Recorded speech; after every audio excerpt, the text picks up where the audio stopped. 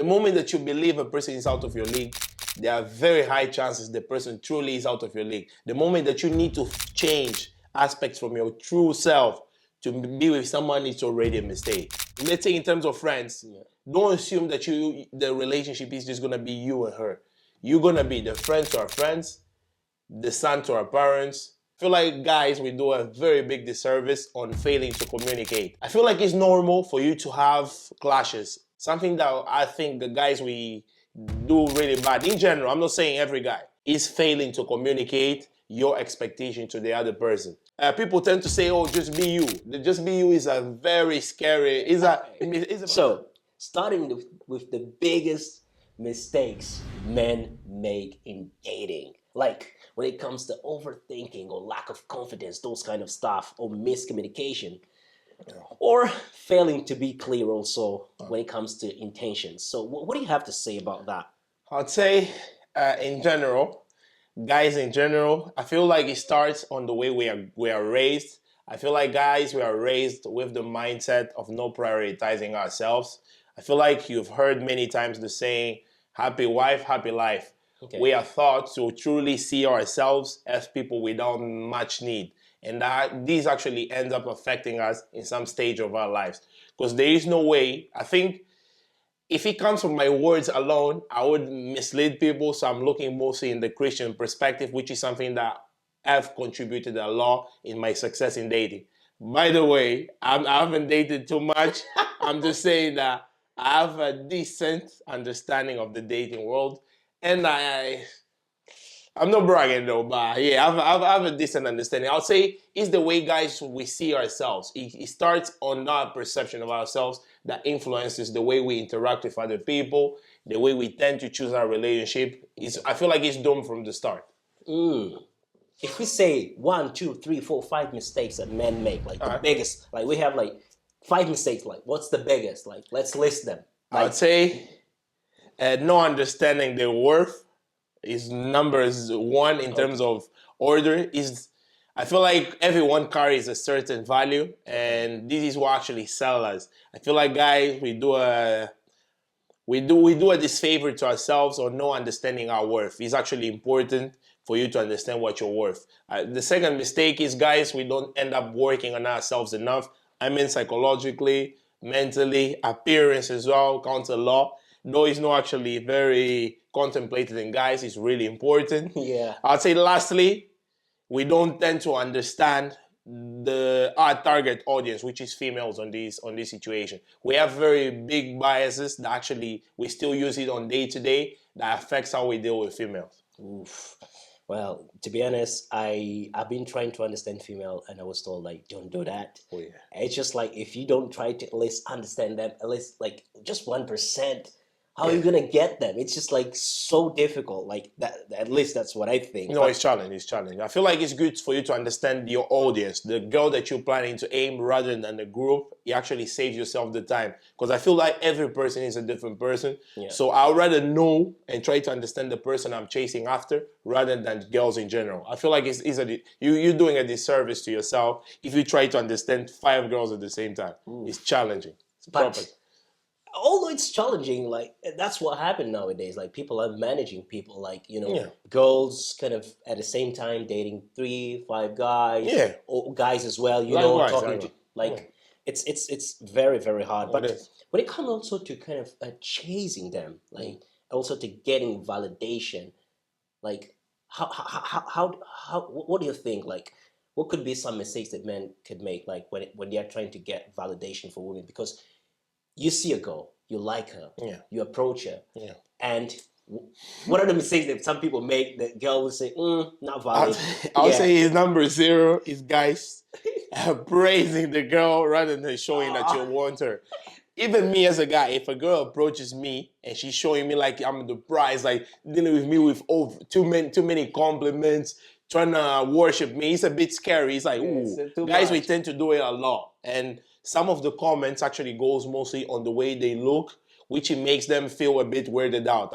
I'm assuming that most of the interactions that girls have with guys is usually with the intention of a guy chasing after them with some kind of intention. So they usually have a guard up because they know I'll take a good number. Young girls, beautiful young girls, or girls in general. 9 out of 10 guys that interact with them, they have bad intentions. I don't mean family members and stuff, but I mean in the streets. If you are randomly stopped by a guy, 9 out of 10 times, the guy wants something else for you. So girls, they can see this, and if you don't actually strategize, you can shoot yourself in the foot. But how can you build like a genuine connection with girls if you're not being validated at least to get to know them or show yourself to them? Like just like I feel like validation for myself, it comes from God.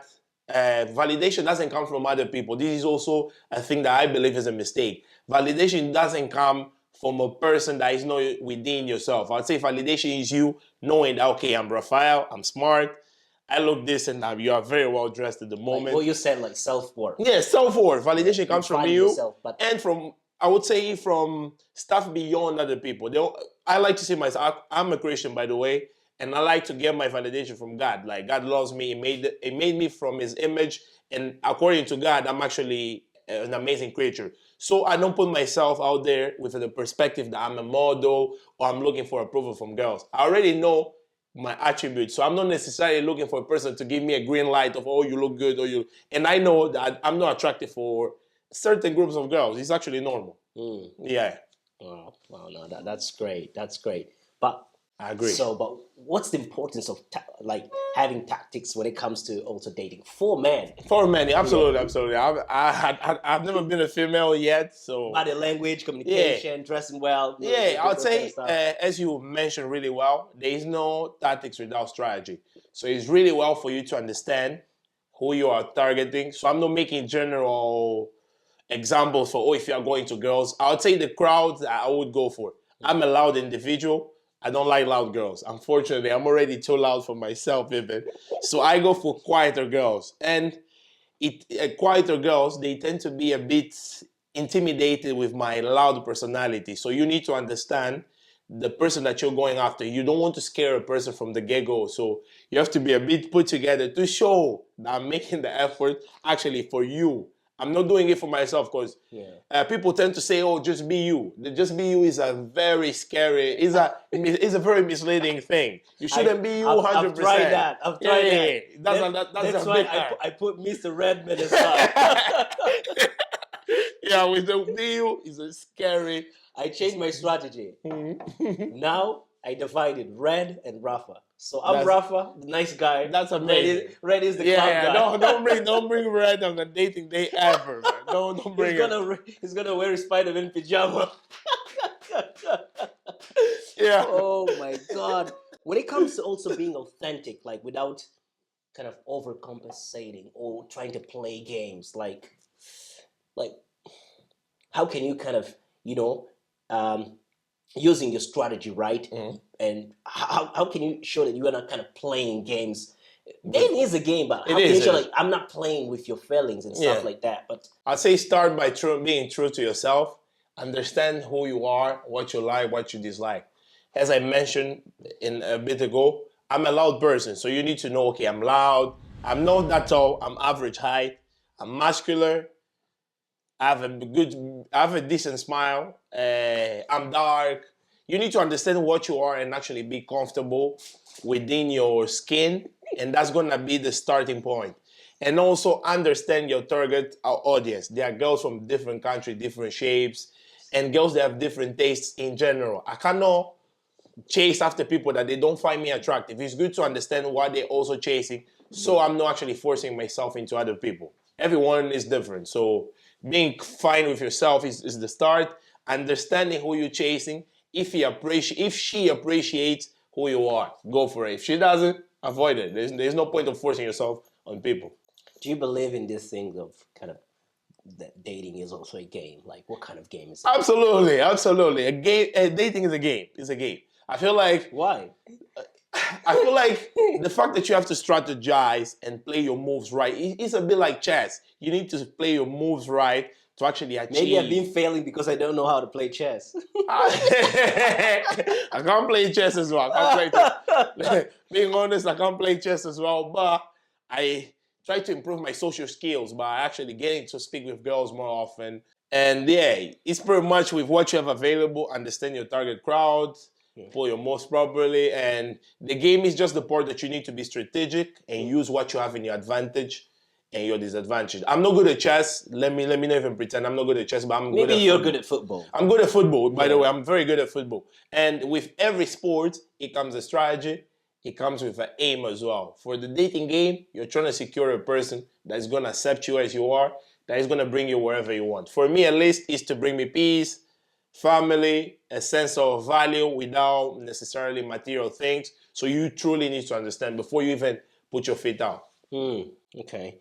So I've been thinking, like, you know, when it comes to trying to balance your ambition, like who you want to be, maybe your career and other stuff, like, and also with being emotionally available. How do you play that game? Like, what are the tactics that you use to, you know? I would say again, what works for me is truly knowing who I am. I'm a person that truly enjoys sports. I'm a person that enjoy having my fun time. I'm a person that enjoys work as well. So I'm pretty much true to myself. I'm the type of employee that does what he has to do. Whenever I go home, I do home. So I don't tend to drag tasks at home. Okay. So luckily, I am blessed with an amazing girlfriend, which she makes my life easier in terms of communication. I know my expectations as a boyfriend. I know my expectations as a sibling, because I'm a sibling. I'm a son to my parents. I'm a friend to you and some other people. And I do so much, but I'm honest to the people that I go to. Okay. I feel like the mistake, adding with the mistake, the first question that you asked, guys, we tend to be sneaky, honest, not necessarily communicate the truth about ourselves, which makes it harder to navigate on both sides. I see. I see. That's a great point.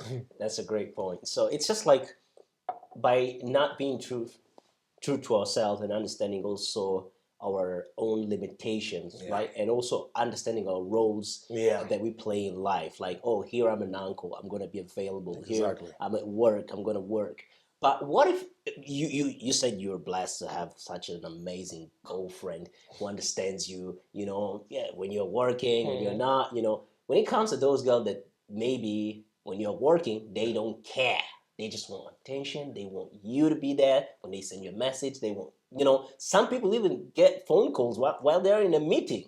Like, how do you deal with that? What's the strategy? I would say I feel like I'm being repetitive, but I'll be giving more examples just to expand on it. I feel like, again, I'm a believer that before you start tackling a problem, you do an analysis on yourself to truly understand. I feel like, guys, we do a very big disservice on failing to communicate. Okay. I feel like it's normal for you to have clashes, as if with friendships. We have clashes, as in relationship, as in siblings, as in parents. Something that I think the guys we do really bad, in general, I'm not saying every guy, I'm still learning on it a lot, is failing to communicate your expectation to the other person. Okay. There's nothing wrong for a person or for my girlfriend to call me when I'm at work. By the way, I have allowed my girlfriend to call me anytime. Okay. Even if I'm throwing the biggest presentation at work, my girlfriend is my priority. In terms of life, my sisters, my two sisters, my girlfriend, my mom, they can call me anytime. Some of my siblings, they also can. But it was something that I managed to communicate. I can't. It depends if we speak. I wasn't in that list. So no. If we speak, ask. You are not there currently. This is the truth communication that we're talking about. If we speak and we agree that you can call me, yes, you can, but not currently. These are the only people that are included in that list. So it's normal when a person expects of you something, but I would say if you don't appreciate something that a girl is doing towards you, feel free to actually communicate effectively in a way that the person won't necessarily feel attacked. And clearly as well, naturally says. Yeah, I think one of my biggest mistakes as a man also dating, because I've dated so many girls, and the problem that I've had is with trying to balance my ambition, like, oh, I want to be this, I want to do that, I want to build this business, oh, I want to be the best employee, I'm working, I'm focused, and also trying to understand like their needs. Like, it's just like, as you said, miscommunication, okay, doing a disservice to myself, not understanding like, oh, this is also a need that I have. I need to work. I need to focus. Sure. I can't be on the phone. Like, I can't, like, literally, I can't focus. Like, when I'm working, I can't, like, I'm on a call and I'm trying to do something. No, it won't work. I need to finish this and then deal with you. It's just like, oh, I need to stop working and deal with you, and then go back to work. Yeah. So it's just like some people they can juggle, like they are working and they are talking to someone else. Sure. You know, it's just like but I think what you said is true. To basically talk to the person and try to come up with a deal. You know, to understand a compromise. Compromise. That's why God actually suggested to be equally yoked. If you do witchcraft, it will be easier to date someone that does also witchcraft. You date a Christian, also a Christian. Yeah. I'd say one of the example, and I know about your situation, I'm saying that sometimes your choices is from people with different standards, because you work 9 to 5. Yeah. If you pick a partner that doesn't work 9 to 5, chances are very high the person is going to be free on the time that you are busy, and then the clash is going to happen. This is where when I come from work, I'm tired. Exactly. Everything that I want to do is eat, maybe talk just 30 minutes, an hour, maybe 2 hours is too much. Yeah. I need to read, I need to sleep, I need to do other stuff, or watch also a video, just relax and then go to bed. Yeah. Maybe the person also wants to go to bed with me. There was this girl the other day that she wanted to, just be on the phone all night. I was like, I'm going to bed.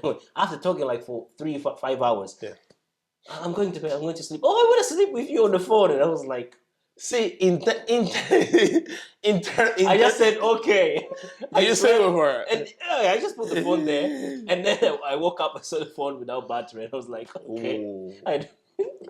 See, that's the communication part. I would say, don't be scared to truly stand up on what is your values. Let's say, if you don't believe in going to bed with a girl on the phone, do not do it. Don't pretend. The same way you spoke to me and you are like, I want to do 30 minutes for myself, then watch a series, then also do that exactly to your partner. Communicate what you're expecting to do, rather than creating that bitterness because you are holding on stuff that is actually important for you. At least for me, what works for me is truly being honest with how I'm spending my time. And luckily, my girlfriend really respects it. That's true. That's true. No, let's just kind of, before we wrap up, let's just maybe focus on women. We focus on men, trying to understand the importance of tactics, and also their biggest mistakes. But one of them that you said, like trying to, men usually they don't understand the self-worth, the value, to value themselves. Maybe sometimes they undervalue or overvalue, like say, hey, I'm this, I'm that. But, it's just like, not like that. But just focusing on women. So what advice would you give to women trying to navigate also, this modern dating thing, especially when it comes to, understanding men? Men's challenges and insecurities. Yeah, I would say in general, I've never been a woman, so I don't want to be biased or be too harsh on females. If I had an advice, I would say women, they should be true to their standards instead in terms of how they present themselves. I feel like it's very known, what women want from how they speak. Like, I want the guy 6 foot, works, We get to hear a lot, but they don't actually act on what they go after. That's why they end up being disappointed to some extent. You would expect, in a baby example, a baby that cries is the one that is fed. I don't know. This is an African, Angolan proverb. A baby that cries is the baby that is fed. But when it comes to females, no females, they communicate most. Their needs, they are not actually met. Because for me, this is a very biased perspective, guys. I'm not an expert on the subject. So for me, the perspective on they are not necessarily effective on how they communicate their needs. I'm a believer of standing up on your needs rather than just say, oh, Raf, I want war. I'm a true person. Let's say if I truly want a war, if I came on your podcast, let's say the moment that you set up the table, if there was no war, I wouldn't necessarily waste my energy arguing with you back and forth. Oh, you bring me my water, I'll just be like, Rafa, I need my water. If you don't bring my water, I won't actually sit. My action. Thank you for the water. Yeah. So I truly think girls, they should act on the standards that they have for themselves. It's water. Yeah, we can't have a tea. It's water. Wow. But like, when it comes to men's insecurity, like, how can women also help? Because it's a question that I want to make. I want to make this kind of ask this question to a friend of mine, a girlfriend, a female friend. It's just like sometimes I feel insecure, like talking to her. I feel like, ugh, she's kind of, out of my league. She's kind of, it's true. I really feel insecure, but I deep down I know no, she's not. But it's just like maybe the way she presents herself, And I was like, do I need also to step up my game? Just So this is where the whole mistake of guys. This is where I focus a lot of my energy on. The moment that you believe a person is out of your league, there are very high chances the person truly is out of your league. The moment that you need to change aspects from your true self to be with someone, it's already a mistake. I'll say don't even follow my words, follow what's written in the Bible. You need to be equally yoked. To the point that if Rafa likes to work a lot, or if Rafa knows that working is important, don't date a person that believes that you shouldn't necessarily go to work, you should just be staying home, cuddling and stuff. If a person truly doesn't think that a guy, let's say if you are a conservative guy, that you believe that you have to be giving money to your wife and she has to stay at home, don't try to marry a person that wants to be independent and make her own money so you can convert her, kind of force her to have your dream. So that saves a lot of effort. For me, at least, I have a big belief that there are girls that are out of my leagues. There are girls that are under my league. I'm out of the league of many girls. And what if it's just like an insecurity? Like it's not real. It's just like you are making this in your head, but like the girl that I'm kind of talking about is a friend. I'm gonna see her soon. Yeah, so big business. We have a date, and I wanna try my, I wanna try my stuff. That's true. Yeah. So it's just like I've got a master's degree. She's kind of studying a PhD, and we spoke about this. I said like, I feel like this. Like I feel like sometimes like I want to try something with you. I want to ask you out, but it's just like I feel like it's just the way she presents herself, like the way she dresses, where she goes, her friends, just her entourage, the people that work with her. Yeah. But then I was thinking like maybe it's just me being insecure or thinking that she's out of my league, but she's not. Like I'm an engineer. I've got a master's. What else? Like, is it a PhD? Is it the way she dresses? Is it like? It's just like I was saying. Like maybe it's my insecurity, but it's something that I can't. Nah. Do you know what? I don't think that's an insecurity. I feel like we pick cues from the environment that we are. That we tend to choose to believe in the cues that we want to believe, and we tend to ignore the cues that we don't want to believe. From what you were just saying, that the people that she hangs out with, the way that she dresses, people say that I'm exaggerated when it comes to dressing. Yeah. But I don't think I am. So if a girl truly sees that I'm exaggerated, there is this balance there. The fact that you, let's say in terms of friends, don't assume that the relationship is just gonna be you and her. You're gonna be the friend to our friends, the son to our parents. Maybe socially there is a thing that comes with her dating you that is going to come with a lot of demands as well. So don't just assume that because you have a master's, which is great, you look good, she looks good, is great. Don't overlook at other stuff like religion, how she sees herself socially, what kind of friends does she have, because this truly impacts the quality of a relationship. Okay. It truly, a lot. We tend to pretend like even if you break down your 24 hours, you spend roughly 8 hours to sleep, 8 hours of work, 16 already. How many remaining? You're good at maths. I'm not that great at maths. 8 again? 8 hours left. 16, 16, 8. There are 8 hours remaining. Chances are within these 8 hours, you're going to spend a good 2 hours making food and eating. You have 6 hours left. Getting yourself ready, let's say shower and personal care, 1 hour. Gym, I go to the gym. And recording this podcast 4 hours. Recording this podcast 4 hours. That tiny hours. And cooking for the guests as well. Imagine, you literally made food. That small hour, you are very likely to be spending it with a crowd. We come as package. We don't just come Rafa alone. So make an analogy individually when before going on the day, who she's bringing and how you're going to fit into the people that she's bringing as well. I think personally, just to share something, I think like sometimes some of my insecurity is not just also because of, I don't wear this type of clothes or I don't hang out with this type of people. It could also be from maybe family. Like maybe you look back and you look, oh, my family is just like this. They are problematic. They are noisy. They are this and that. And then if and you look at their family and you see they seem to be happy together, helping each other. Yeah. And you look like, okay, I'm a mess. You see, it's just like you yourself. You have that kind of insecurity, and then you just step back, like, okay, maybe not me. You know. So, well, but. I think I'm gonna have to rethink about this. This is my true advice as your friend. Rethink about it. Proper rethink about it, because in the bigger picture, all this is gonna come. Well, when it comes to women, like, because we're trying to help women here, how can they set boundaries and also communicate in a kind of more effective way? Like, what kind of boundaries can they set when can females set on guys? Yes, when they're dating. Like, what's the boundaries here? To be honest, this question is out of my expertise. Because I feel like it's like me looking from a perspective of someone else. I don't think I'll be able to actually provide good advice. If it was guys otherwise, maybe I could have contributed. I think when it comes to women, like setting boundaries, it could be maybe like what you've said, like understanding their values as well, like what they value.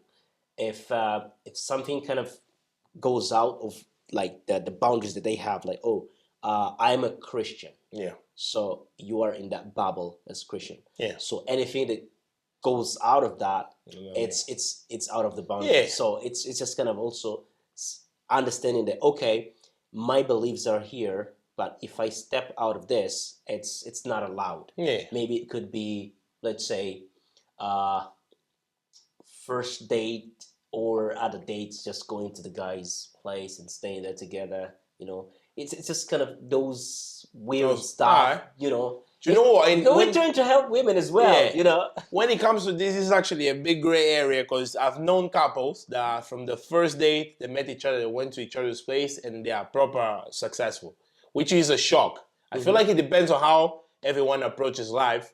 Because I would say from guys, it's like there is a general trend that most guys, we struggle to communicate our feelings. While on females, they're a bit more open. Even when it comes to relationships with me and my sisters, when they communicate, you can truly see that they know their feelings. When these guys, you're like, is this guy sad? Is this guy angry? You can't even tell the difference, to be honest. Yeah, because this question could be asked by your sister. It could come up, brother, tell me, how can I set boundaries? Like, it's just like, like you as men, like, what would you advise them? What would you say? Like, okay, like, I'll do the exact advice that I gave to guys. Know yourself, who you are, what you are chasing for. There's nothing weird. There's not a single person that is weird. Everyone has their individual taste. Own up to your taste, let's say, own up to what you like, and truly communicate in a respectful way to other people. As a brother. As a brother. I'll literally tell them the same, because I don't know what they are into. I'll be like, just respect yourself, be equally yoked, and move on, sister. I'm just curious, as a brother, like, at what age would you kind of allow your sister to kind of start dating? To be honest, I wouldn't necessarily have the allow or the disallow thing. I'll be throwing comments if they were under 17. The moment they're 17, I would say that's a decent age for them to date. But that's mostly for my dad to worry, because I'm looking forward to make my own kids. For real. I can't do much. My sisters are pretty much like my friends. So I don't think it got to a point where they came before they were 17 to ask me for dating advice. So no, it's just like, I've got a friend. She's a psychologist. I've got so many female friends. That's scary. And we are always talking about different topics. And she'll say like, oh, my father, my brother, they wouldn't allow me to date. Like, and she's kind of 31 or 32. And like when she was like 24, 25, 26, she wasn't allowed to, see a man or bring a man in the house. And it was just like so weird. And she was like, by 6 p.m., she should be home. I was like, okay, what kind of rules? What kind of boundaries? Who set these boundaries? Because this kind of stuff also limit their experience, like dating experience. When they go out there, they don't know the game. They don't know the game. And I was like, okay. Oh my God, Jesus!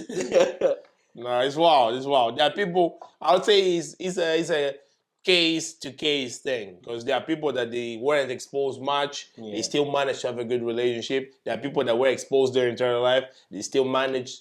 So I truly think that is a very gray area that I would struggle to dive into it. It's proper. Yeah. It's a proper But mess. what do you think women often misunderstand when it comes to men's dating behavior? Like the way they behave. Maybe they come and go. Maybe they're not talking. Maybe, they are acting weird. Like, I'd say something that I would say, based on my individual experience, that males and females tend to misunderstand from guys is that guys in general, they also, though there is this big pretense that we are strong, that we are capable of doing many stuff, guys also have soul and they go through their pains and their other stuff. Guys are beyond the typical definition of masculinity.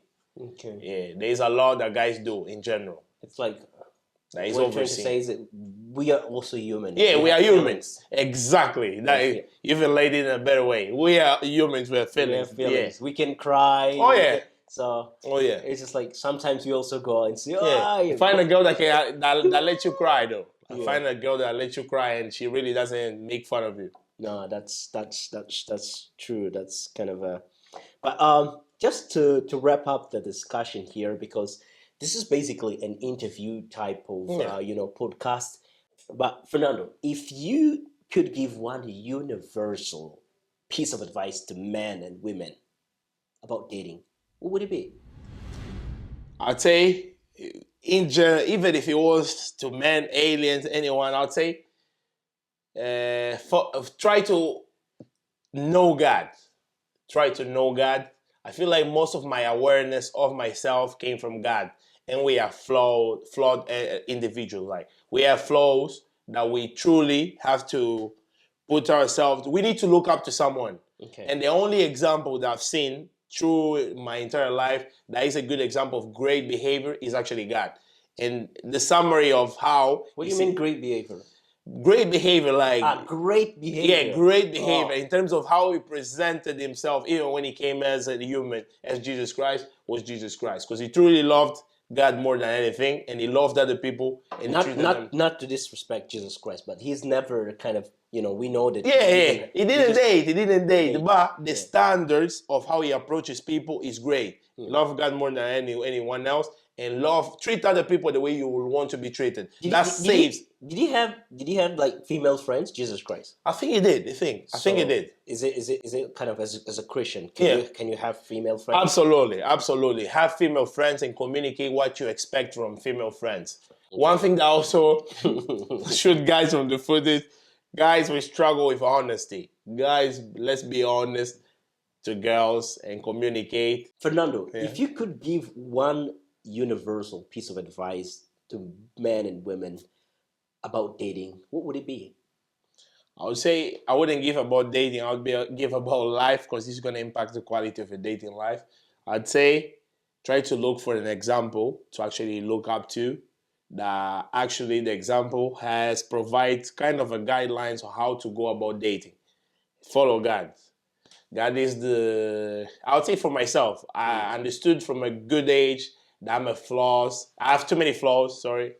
And the only person I can look up to without faults that I have approached treating other people with such great care was Jesus in his human form. And he provides good guidelines on how to approach relationships as guys and girls. So yeah, that'll be it. Okay. So thanks, Fernando, for sharing